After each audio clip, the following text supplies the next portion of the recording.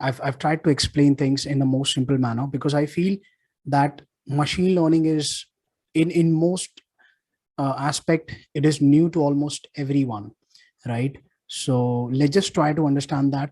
It's going to take us some time to finally get to the point that we appreciate the content out here. But let's just give our best and we try to understand this thing, and wherever you are stuck, we can go ahead and we can discuss on that. All right, so let's begin.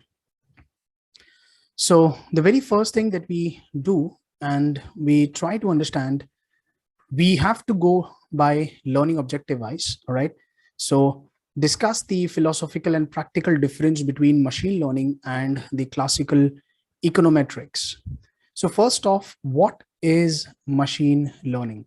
Well, when we talk about machine learning, okay, it's a term that covers a range of techniques in which a model is trained to recognize patterns in the data so that it can be applied to range of applications, and the major one including the prediction and classification. So machine learning, it's a subset of artificial intelligence. In today's time, I feel that there is a lot of talk about AI. There are many different AI models that are coming up, like ChatGPT. There are many others, right? So machine learning is a part or a subset of the broader term, which is artificial intelligence, right? So with machine learning, what we try to do is we are trying to predict something, or we are trying to classify our data, right? And these two are the most important things that we are going to be focusing in this particular chapter and in the next chapter, is that of prediction and classification. So there are many algorithms in place that will help you to either predict or classify your data structure. Okay, so we'll see, we'll come into that. But with machine learning, what you do is, machine learning, it allows the data that you have to decide what models should you be working on, and no specific hypothesis from an analyst is actually required, that okay, it's a linear data, we gotta work with a linear regression, so on and so forth. And I think this particular line will make sense once we bring the classical econometrics. So first off, what do you mean by econometrics? Econometrics, it's about using maths or statistics to study how different economic factors are related to each other, right? And then you go ahead and you make some predictions out of this. So maybe you can use a hypothesis testing. That's a traditional or a classical approach in making some predictions or evaluating your statements. You can even do linear regression analysis, right? Multiple regression analysis. These are all classical things that you can actually use, okay, with the help of the econometrics. You can go ahead and you can make some predictions about the data. But what happens in an econometrics is that the analyst, that is the user like us, we will choose the model. You want to use linear regression or time series, what model that you want to use, and you will choose the variables. For example, what is the independent variable, what is going to be the dependent variable. So you have the freedom to choose all these things, while a computer will give you the answer. Like for example, there are many software which will help you to get the linear regression answers. You don't have to manually calculate all those things. So there is a computer algorithm, you are the user, you put in the data, you put in the variables, everything is assigned by you, and you get the parameters like the alpha, the beta, so on and so forth. And then you test their significance. Significance means you try to test the hypothesis, so on and so forth, whether the beta is significant or not. You look at the p-values, everything that you see, that is your classical econometrics, right? Now, how does that differ from the actual machine learning? In machine learning, you allow data to decide what the models will include. So the data, you just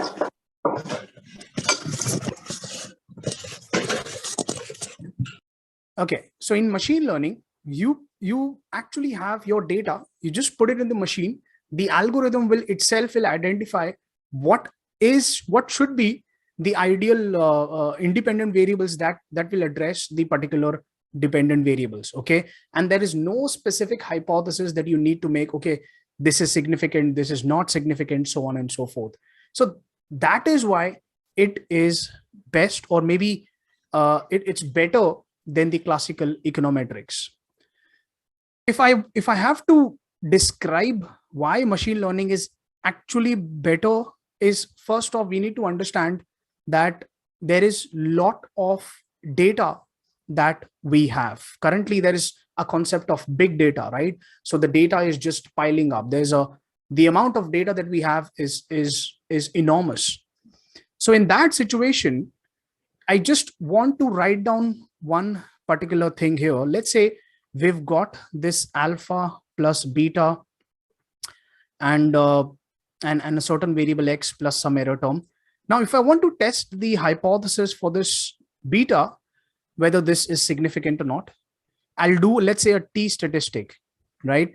And in the t statistic, I'll have in the denominator, I'll have the standard error, and that would include the number of samples, right?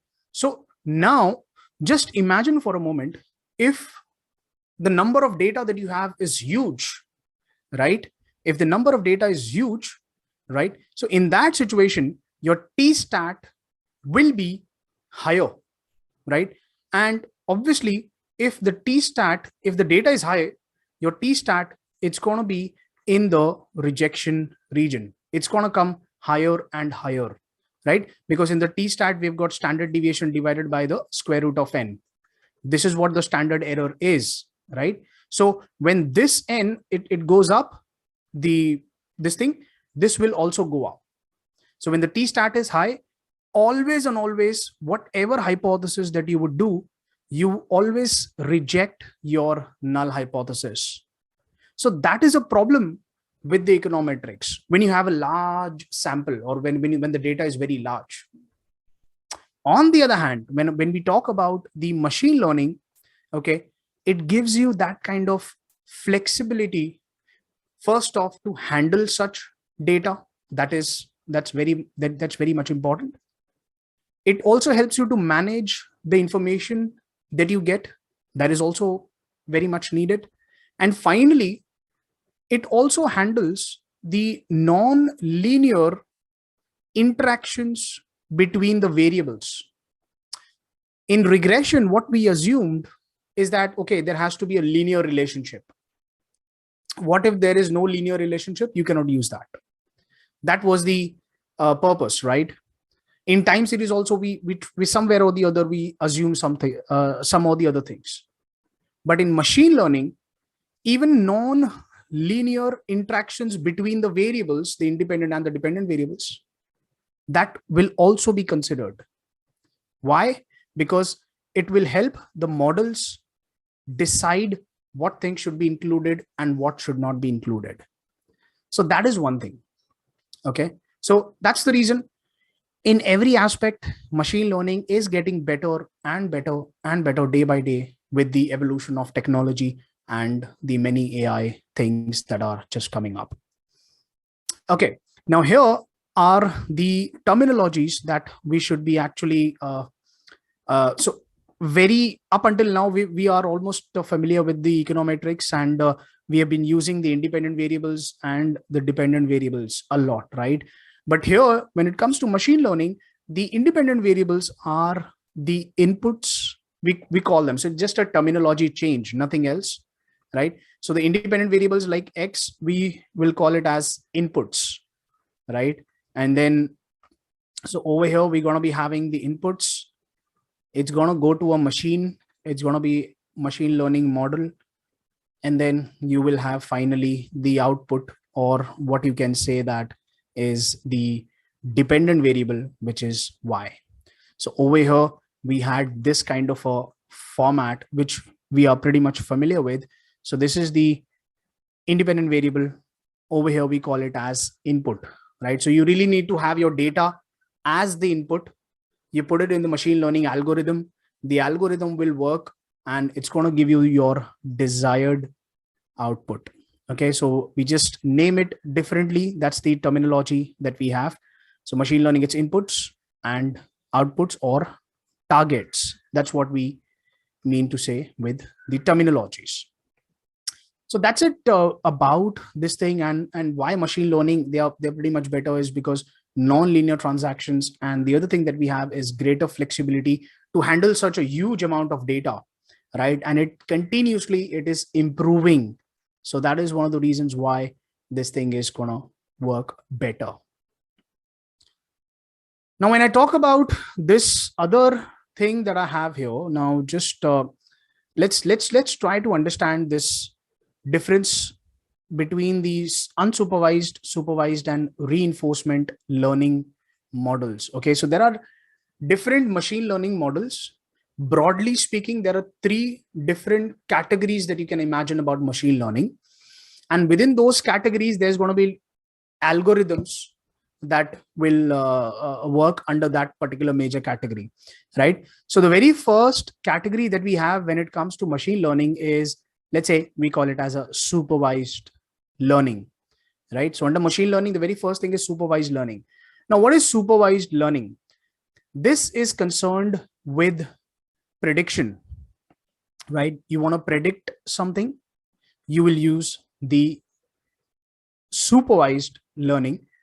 And in supervised learning, you need some sort of a labeled data. So as an analyst, you'll provide something, a labeled data, and then you will get the result or the output that you need. Okay, where the model is trained to map inputs to outputs. What is input? Input is the independent variables, that is your data, and output is something that you want.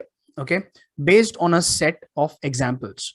So just have a look here. Let's just say that you're trying to predict the house prices. Okay, let's just say that you're trying to predict the house prices. So in that situation, you need to label the details. Okay, in your data itself, you label the details like what is the size of the house, the square feet, how much is the size, what is the location, okay, how many rooms are there, so on and so forth. So all these data is initially you label it, and then you put this in your machine learning model, right? And the model will work itself, and then it will finally give you the price or the output that you need. Okay, so that's when we use this kind of a machine learning or a supervised learning. So when do you use this? If you want to predict something like a house price, or you want to classify the loans as the customers will pay or they'll default. So for example, if you want to model this as a loan data, what do you need? You need to first give the information as a labeled data. You need to label the information. Like every product has a label to it, right? We read the label and then we try to consume that, right? So everything has a label to it. Similarly, we in supervised learning, we first label the data. We mention, okay, what is the credit score of the person? What is the financial history? Okay, so on and so forth. We mention all the details. The model will work. And then finally, it will give you an answer like, okay, the customer will pay or the customer will default. That is important. Okay, so the most important thing when it comes to supervised learning is that there is a labeling of data. You need to provide some information to the model, right? And the model then in itself, it will just try to catch up those information, and it's going to give you the prediction that you need. Now compare this with unsupervised learning. Now this is concerned with recognizing patterns in your data with no explicit target. So there is no target that has been given, right? It's just that you have your data, you put it in the machine learning algorithm, and let it try to decide it for yourself. Okay, so basically what the model will do is, let me just bring that. Okay, so let's say we've got a pool of transactions that a particular customer, or let's say a bank has. Like, okay, for example, a bank has 1 million customers, and they'll put the data of the transactions without any labels. They'll just put it in a machine learning algorithm. Fair enough. No labeling is done. And then the algorithm will work, and they'll try to identify which of the transaction has been, it's going to categorize or classify. It's going to classify whether it might be a fraud transaction or it might not be a fraud transaction. That's what it will do, right? So the major difference between unsupervised is that there is no supervisor. There's no labeling that needs to be done by the analyst. No, it's just like you put in the data, let the model work itself, and it gives you kind of a clusters, or it gives you a kind of a thing that you want to see in your data. So it recognizes the patterns in your data. It will try to recognize that all the 1 million customers, it will recognize what has been their overall transaction, so on and so forth. And then it tries to find a suspicious pattern among the data. And it will then throw that, okay, it's a fraud and it's a potential not a fraud transaction. So that the bank can then decide, okay, these are the fraud or the potential fraud transactions. We need to just have a focus, or we need to have a look on this, right? So that is something that we do when it comes to the unsupervised learning. There is no labeling. It learns the pattern in the data by itself. There is no label data provided to the model. When would you use this? For example, when you want to cluster the data, when you want to have a segment, or you want to have a cluster of data, or finding a small number of factors that explain the data. You want to understand the data, the structure. Maybe the pool of transaction can be anything. You want to understand, you've got many different categories. Let's say, maybe let's just take the example of Amazon, okay, or maybe a Netflix recommendation system. They'll try to understand that what movies did you watch. They'll try to understand your overall content watching, and then they'll just try to classify that, okay, the person is watching comedy movies or action movies or thriller movies, so on and so forth. So let the pattern decide itself, and then it brings out those classifications. That's the job of unsupervised learning, right? But if you want to make some predictions, the supervised learning is required with some data and the labeled data. Now, the very popular algorithms are there for supervised and for unsupervised learning. Few of the things, okay, all these algorithms are something that we'll be talking about, few here and few in the next chapter. So algorithms for supervised learning is the logistic regression model, something that we'll see in next chapter. Decision tree, k nearest neighbor, right? So these are the algorithms that are there, that has been designed, and we'll see these things in the next chapter. Over here for unsupervised learning, we're going to be talking in this particular chapter, the k-means clustering, the principal component analysis, and the anomaly detection is something which is another algorithm. We are not talking about this, but yes, anomaly is something, as I said, a fraud or a not fraud kind of a transaction. You can say that that's an anomaly. So that's one of the algorithms that we have over here. All right. So this is something that we have in the major categories of machine learning, that is unsupervised and supervised. Now, there's also a third category, which is the reinforcement learning models, which is based on trial and error. Okay, it has its own model, and we'll talk about this. There is a learning objective dedicated to it, but I hope that you are pretty much clear with supervised and unsupervised. Anytime you have a doubt, please ask questions. That's going to be welcome. Okay, so this is the supervised and unsupervised learning. Okay, data preparation. As I said, why do you need machine learning in the very first place? Because the data is huge. The customer data is huge.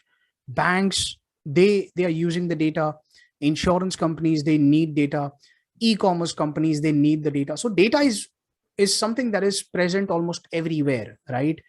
So many machine learning approaches they require all the variables to be measured on the same scale. See, that is very much important, right?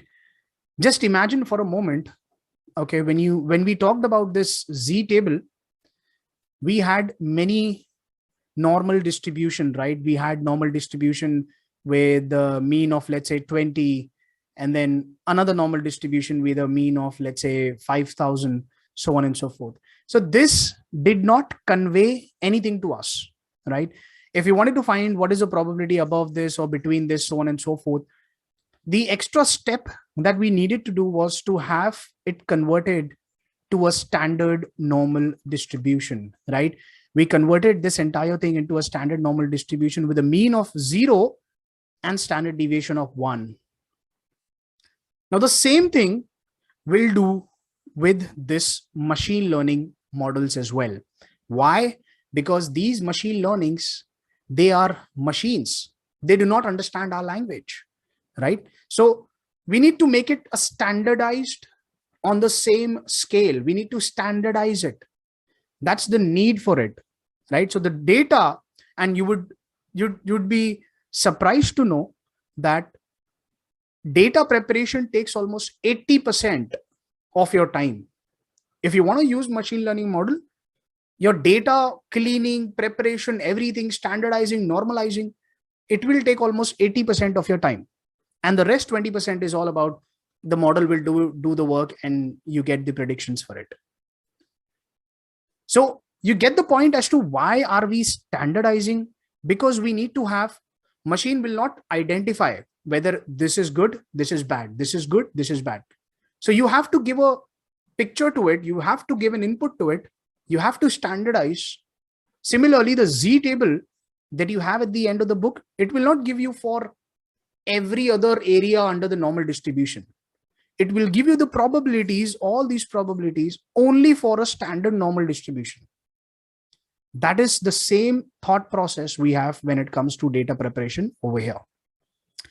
So how do you standardize the data? That's the main question. Well, it is the same formula that we've been using. You get your observation, which is X, minus the mean of the data, and divided by the standard deviation. Same, X minus mu divided by standard deviation. That was something for the Z value. But when it comes to standardization of the data in machine learning, it is the same process.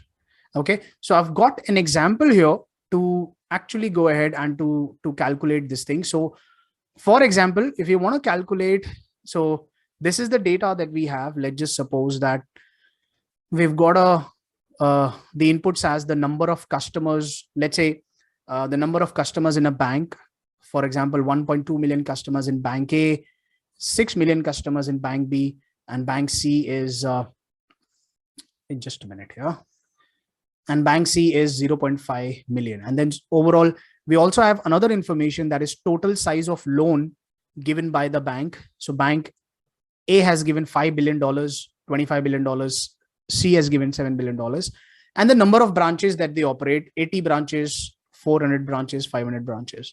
Now, the very first thing that you want to do is you have to standardize it. Now, how do you standardize? You take this X, so if you want to find out this thing, you want to standardize this thing. So you take the X minus the mean. So the mean of this thing, the average of this, right? Or within one category itself. So let's say you pick up the number of customers, okay, number of customers. This is the category that you'll pick up.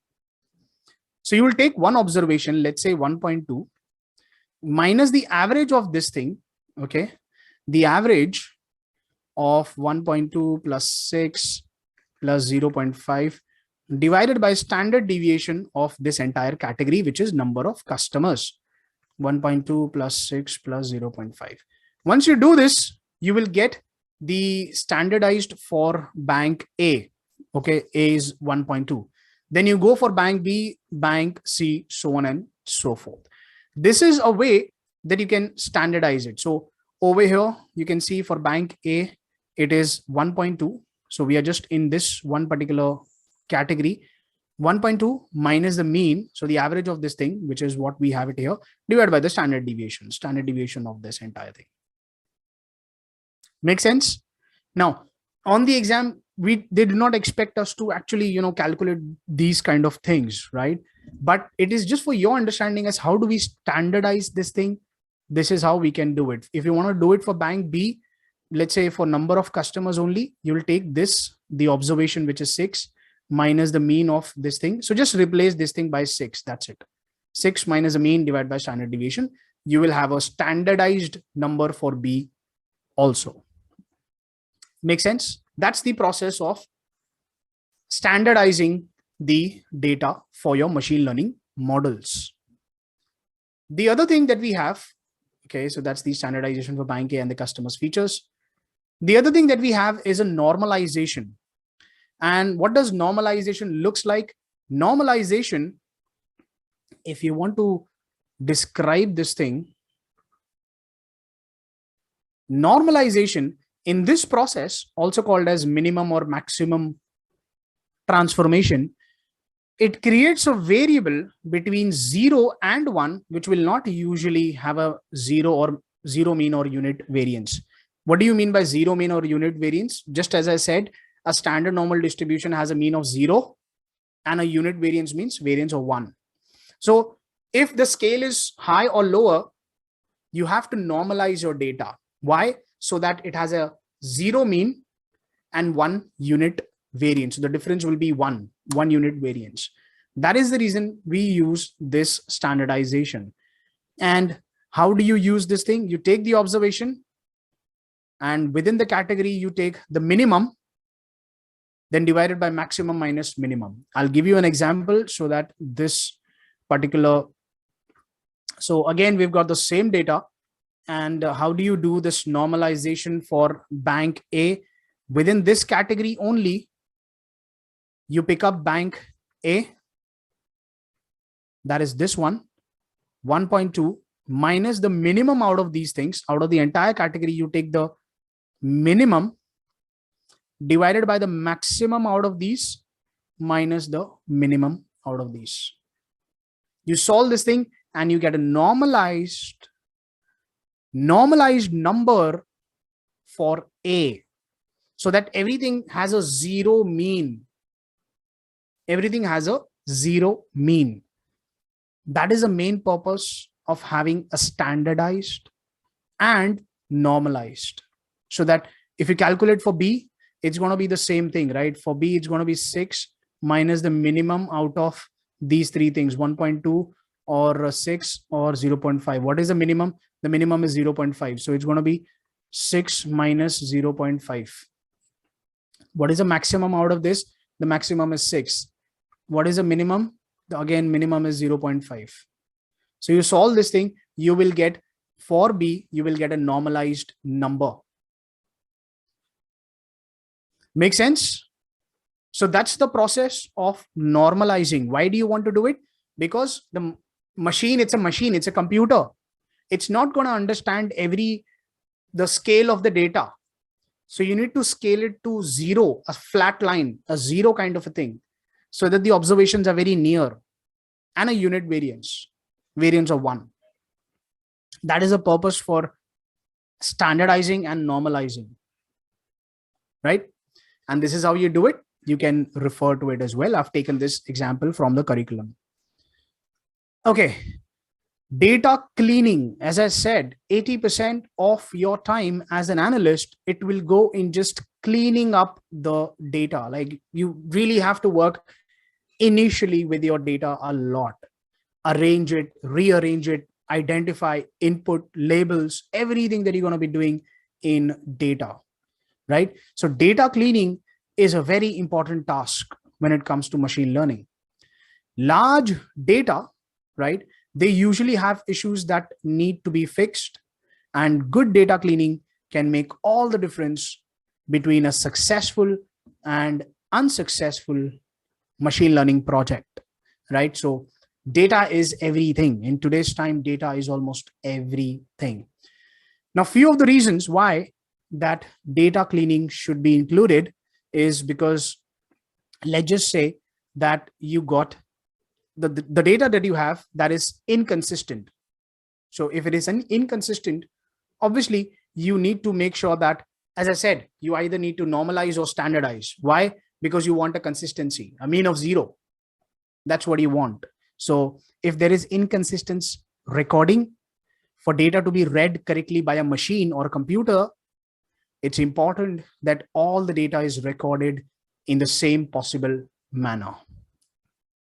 The second thing that we have is there may be some unwanted observations that may not be so relevant for us as an analyst, right? Maybe we are trying to, for an Amazon, we are trying to find, let's just say that we are trying to find whether it's a kids wear or a men's wear or a women's wear, so on and so forth. So maybe there may be some instances where you do not need to categorize, or maybe a bed sheet or something like that you may see, right? So that's not a part of that. So you can remove that out of that particular category variables that you have, right? So there may be some sort of an observations that you actually do not need when it comes to identifying or maybe classifying whether it should go to a kids wear, the men's wear, or a women's wear, so on and so forth, right? Then we also have duplication. Obviously there are chances when the data might be duplicated. No problem, just avoid the biases, remove it so that it's done. Remove duplication, unwanted, remove it, inconsistent, make it consistent, right? And what if there is an outlier? Outlier is something that that really hurts your data, not just here but also in traditional econometrics, right?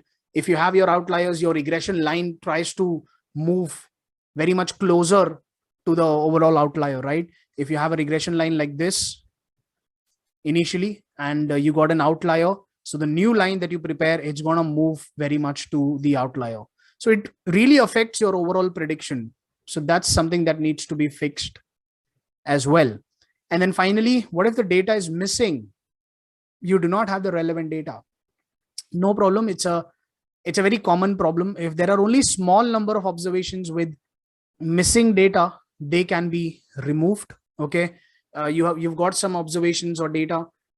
Few of the things are missing, remove them, not needed. It's okay. Otherwise, if there is a large miss or you do not have a complete data, then you got to make an adjustment, and the adjustment looks something like this.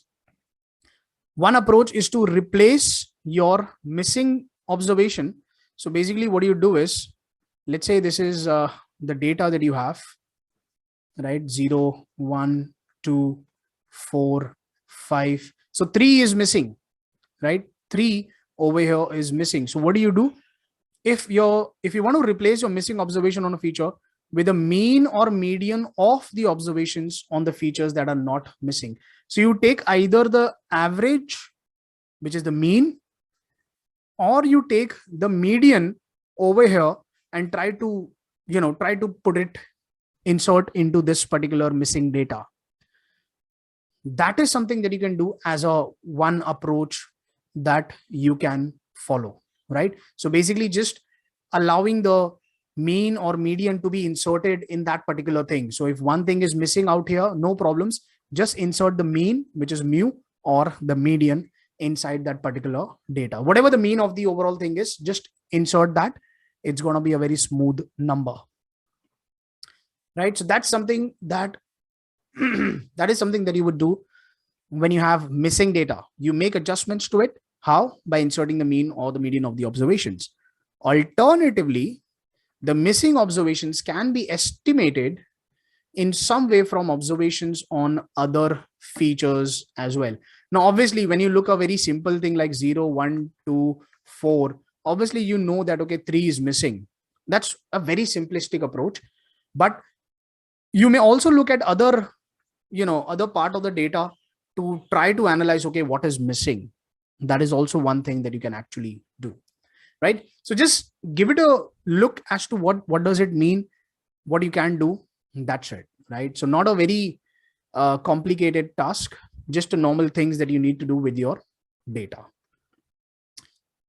Okay, now we're going to be talking about the PCA, principal component analysis. It's one of the algorithms that you have in a unsupervised learning, right?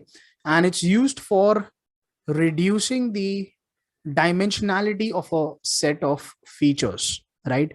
If you've got for example, I'll give you one simple example that it's there in your VRM book as well, book number 4. So PCA, what it actually means is that you are trying to find, like, for example, you've got multiple maturities, right? You've got multiple maturities. You may have a maturity of a treasury rates I'm talking about, right? You've got 1 year maturity bond. You've got 2 years maturity, 3 years, 5 years, 10 years, 15 years, 20 years, 30 years, right? So when you have so many different maturities, it really becomes difficult as an analyst to work, or maybe just try to understand a broader picture, right? You will have to, understand the 1 year bond market, the 2 years, 3 years, 5 years, 10, so on and so forth. But what if there is one? So there are so many dimensions to it, right? There are so many things to it. So with the help of PCA, the principal component analysis, what you try to do is you try to find the factor, let's say the 5-year factor and maybe the 20-year factor. They are the one which affects the most treasury rates. Okay. So maybe the 5-year and the 20-year, these two duration or the maturity, when they go up or down, the treasury rates also go up or down.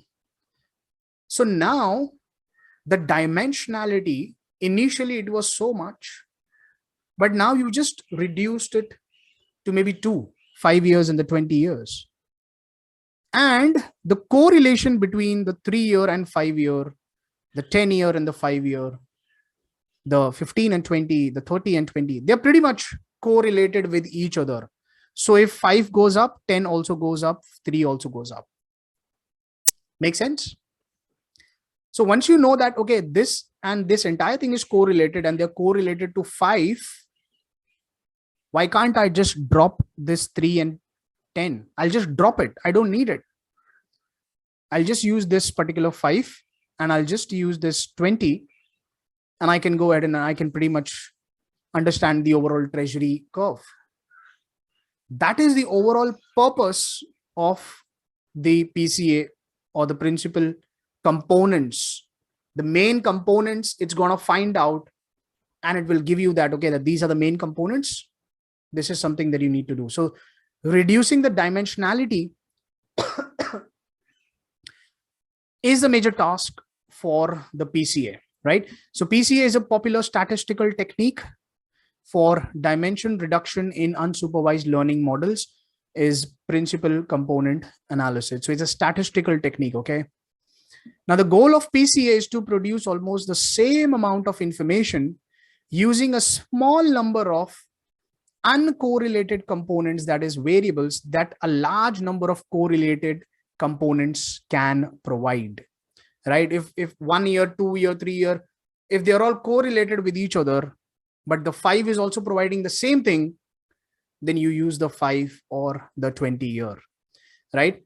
In a machine learning model, PCA is used to reduce the number of features that you may actually see, right? That's the main task. Now, principal component is often applied to yield curve movements. As I said, there are multiple maturities. By producing a small count of uncorrelated components, because 5 years and 20 years, they are uncorrelated, okay? That describe the movements of the curve. This 5-year and 20-year will describe the movement of the curves. Now, here is an example, the same thing that I have it in the VRM book as well. You can check it out. So these are the factor loadings. Okay, we'll not go into the loadings at the moment, but just understand that, okay, there are 4 factors that affect the 1-year rate, the 2-year rate, the 3-year rate, and the 5-year maturity rate of a treasury curve, right? In a bond market, there are many multiple maturity bonds. So these are the rate or the maturity on this vertically over here. Now, on this side, these are the factors that affect the 1 year rate, the 2 year rate, the 3 year rate, and so on and so forth. So factor one, okay, it affects the 1 year rate by negative 0.165. Factor 3, it affects, let's say, the 5 year rate, it affects by negative 0.324, so on and so forth. So what you do is you go ahead and you try to calculate the variance. See, it's about the uncorrelated component, right? So somewhere or the other, you try to calculate the variance and the covariance. Once you find the variance of all this thing, of factor 1, factor 2, factor 3, factor 4, once you find that, you can calculate the total variance. Okay, so this entire thing squared, and you get the total variance. And then you try to understand, okay, once you find your total variance, you try to understand that which factor, let's say factor number 1, it has the largest variance that is explained. So maybe rather than working for, let's say, factor number 3, do not even concentrate on this. Factor number 1, it will explain all the maturity rates. So work on this particular factor. You can ignore this 3 because it has the least variance, or maybe even 4. It has a least variance is 4. So all in all, we'll talk about this when we go to VRM. But for now, just understand that yes, principal component analysis, it helps you to your dimension, it reduces. That's what it's trying to tell you. Okay, so over here I've got some point here. Based on a review of 7 treasury rates over a 10-year, that is 121 months period, the first 3 observed components were responsible for 99% of the overall variation due to high correlation between yield movements. Now this is a very, and I think it pretty much summarizes everything, right? If you look at 7 treasury rates, rate 1, maybe 1 year, 2 year, 5 year, 10 year, 20 years, so on and so forth, the first 3 components, the observed components, they were responsible for explaining 99% of the variation, right? So you don't have to wait, you don't have to solve those 7 factors. Just first 3 were enough to explain about everything in that. That is what PCA is all about. And it helps you to reduce the dimensions of data so that you can focus on the least amount of data. All right, so that's the principal components. Now we're going to be talking about the major or main algorithm that we have it here, and that is a k-means algorithm. Okay, so to identify the structure of a data set, again, it's a unsupervised. That means there is no labeling that is required for this k-means algorithm. It's an unsupervised k-means algorithm, can be used to separate data set observations into clusters. Can you predict with unsupervised? No, you cannot make predictions. It will just read your data and tell you that, okay, this is this much, this is kids wear, this is child's wear, so on and so forth. That's what this entire purpose of k-means algorithm is. And k means how many clusters. You put in a cloth, simple garment, and then you put it in the model, and it's going to give you that, okay, it belongs to a child wear, it belongs to the men's wear and women's wear, and so on and so forth. So it just identified, just classify, learns about the size of a pant, t-shirt, so on and so forth, and then it just gives you the answer or classifies that. That's what the entire thing about clustering is. Now the centers of the data clusters are called centroids and are initially randomly chosen. Each data point is allocated to its nearest centroid, and then the centroid is recalculated to be the center of the data points. Very confusing, no problem. So here, let's just say that we've got an unlabeled data. So these are my data points, maybe the returns, whatever that you want to just think of the unlabeled data, right? Maybe you've got different types of commodities. Let's say anything that you can just think of. Okay, then, or maybe different kinds of flowers, anything that you just think of. What this k-means algorithm will do is it will run a algorithm and it will classify this unlabeled data into a clusters, right? So initially, this entire data was unlabeled, and there was no labeling. Like, I mean, it did not have any label. I did not know which belonged to what, right? But once I run this k-means algorithm model, the algorithm that I run, it's gonna classify or distribute into these two clusters. So here the k will be 2. So it's going to be 2 clusters. That's what we have over here. This is the first one. This is my second cluster.